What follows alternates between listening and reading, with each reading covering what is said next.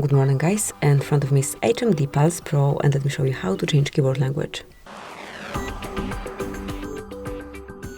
First of all, open new message or any other area where you've got access to keypad. So this is the panel we want to open.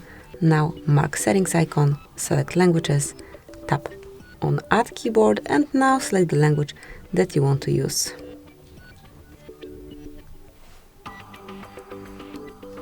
Over here you can choose it, and you can either stay with all languages, you can remove some language if you want to, then go back, and as you can see here, by tapping on word icon you will be able to switch between languages. Once you have one language only, this word icon for changing will disappear, so there will be no access to any other language, just like that. So that will be all. Thank you for watching. Please subscribe our channel and leave the thumbs up.